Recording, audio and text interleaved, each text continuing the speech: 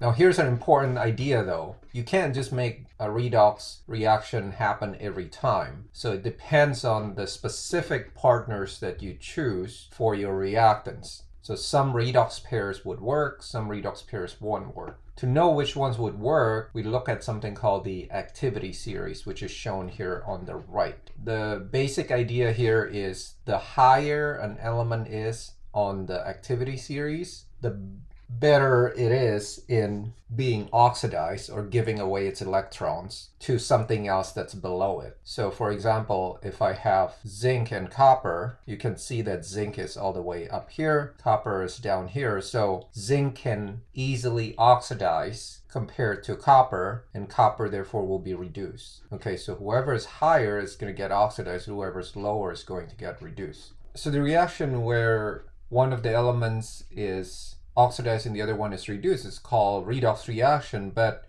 it also has a specific pattern that looks like this, where one element displaces another element. So if you look at this equation right here, there's an element A reacting with an ionic compound that has a formula BC, and the product is going to be AC plus B. Now the A and the B here are the elements listed here. So in order for the reaction to happen, the A has to be at a higher activity compared to the B. So the A and the B here could be our zinc and our copper ion, for example, like the zinc and copper sulfate reaction that we had earlier. Now because the reaction has this pattern where one element displaces the other element, we also call it a single displacement reaction. Because as shown here, this element kicks out the element B, the cation, and makes that an element, and then the element here becomes a cation itself to partner up with C. After you understand the idea of activity series and the idea of the displacement, you should be able to predict if a single displacement reaction can occur when you mix certain things. So for example, if you take calcium with zinc nitrate, think about what's going on there. So the calcium is the element A here.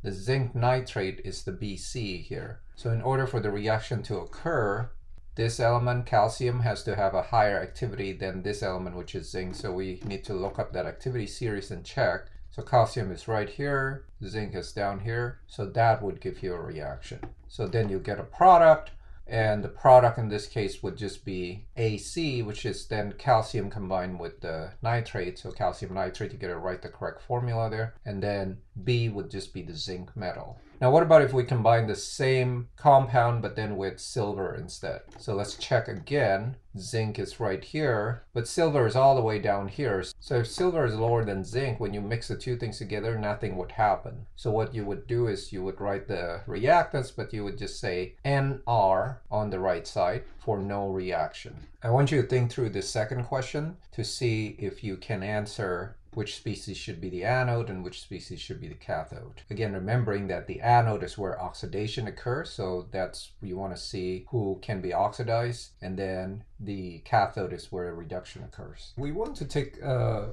quick detour to another reaction that is related to the single displacement reaction that I just discussed, and that's called a double displacement reaction. So the difference here is that you have two ionic compounds reacting with each other, and you produce two ionic compounds as products. And the way the mechanism works is you are swapping the cations in the ionic compounds to make that product. So you can see originally there is AB, where A is the cation, B is the anion. CD is the other ionic compound, with C being the cation, D being the anion. And you're changing this so that you form the new compound CB, right? So the cation here now is partner up with the B anion and then AD. So in this case, we say that there's a reaction as long as one of these two is either a solid, a liquid, or a gas. So if they're not any of those states, then there's really no reaction. We can predict the products based on this swapping of cations, but it doesn't necessarily guarantee a reaction. So just the same way as when we talk about the single displacement reaction, where sometimes you have a reaction, sometimes you don't. The double displacement reaction is the same way. And in order to determine whether there's a reaction or not, you have to check the state of both of the products. So how do we know whether there's a solid, liquid, or gas? We check the following. To determine whether you have a solid or not, you use the solubility rules that we had discussed before and check for the solubility of both of these products. If one of them is insoluble or both of them are insoluble, then they're both solids, so we would say that there's a product. So an example in real life would look something like this. When you pour one of these solution into another one, all of a sudden you see this yellowish, cloudy thing forming. And anytime you see a cloud or something that blocks your view, so this no longer is transparent, that means you have solid particles that are present. That's what we call a precipitation reaction or a precipitate. You can also form a liquid, and that happens when your reactants are an acid and a base. So we've discussed acids and bases before, so hopefully you can recognize when you have an acid, which is a compound that starts with an H and in aqueous form, and then a base, which has a hydroxide. And then the third type is when you have a gas, and you can only have a gas if you have special types of acid-base reaction. And the reason is because these acid-base reactions produce these compounds that decompose at room temperature. They always decompose to water and some kind of a gas. These reactions are called gas evolution reactions. And this is something you have to memorize. So there's 3 different compounds that would decompose at room temperature. They're H2CO3, NH4OH, and H2SO3. So for carbonic acid, it will decompose to water and carbon dioxide.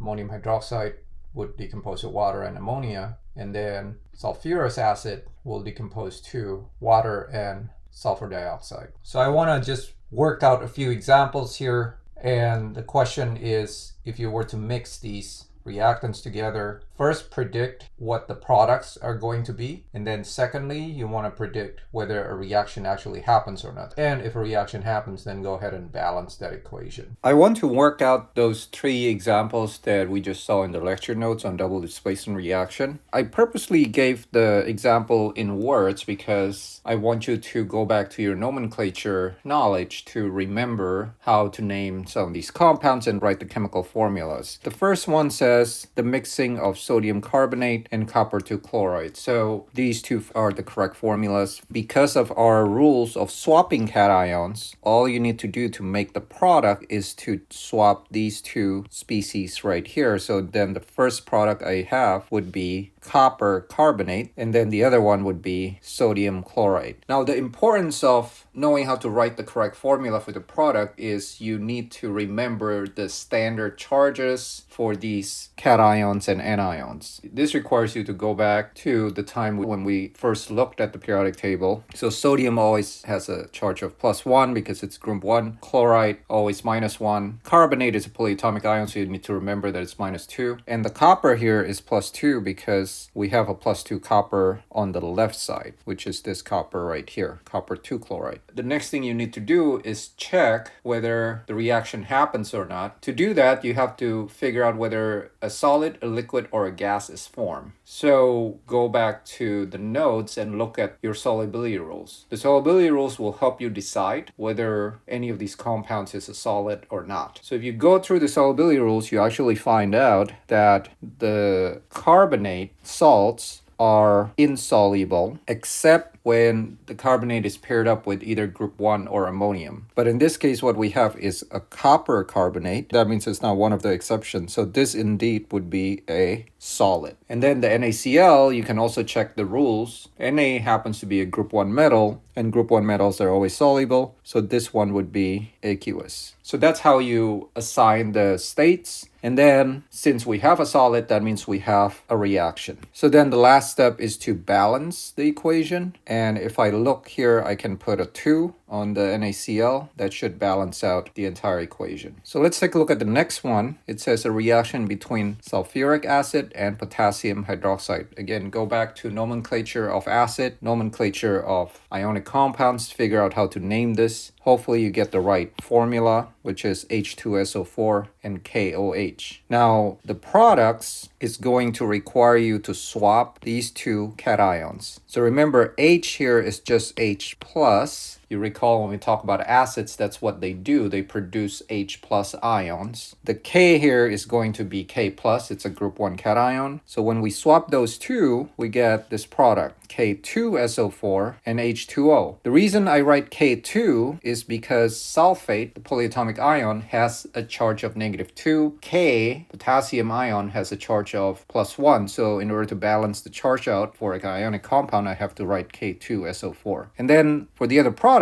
I'm just combining H plus with OH minus. H plus plus OH minus becomes water. And that's exactly what we have here. And water is always a liquid. It doesn't have any other state. So then again, in this second case, we have a reaction because a liquid is produced. And then the last step is to balance it out. We need a 2 on the KOH to balance out the K. And then if you check the water, now you have 4 hydrogens. So you need 2 here to balance out that hydrogens and oxygen as well. Last one, reaction between hydrobromic acid and sodium sulfite. Again, go back to nomenclature. Hopefully these are the formulas you come up with. What we need to do for the product is swap these two species. So we should have NaBr for one of them. And the other one is H2SO3. How do I know to put the 2 there? Because sulfite, it's a -2 charge, and this is H plus. So we're trying to balance out the -2 and the +1, so we have to put 2 hydrogens. If you've memorized those 3 compounds that decompose that I told you in lecture, you'll remember that H2SO3 is one of them, and it breaks apart into water and sulfur dioxide, so a liquid and a gas.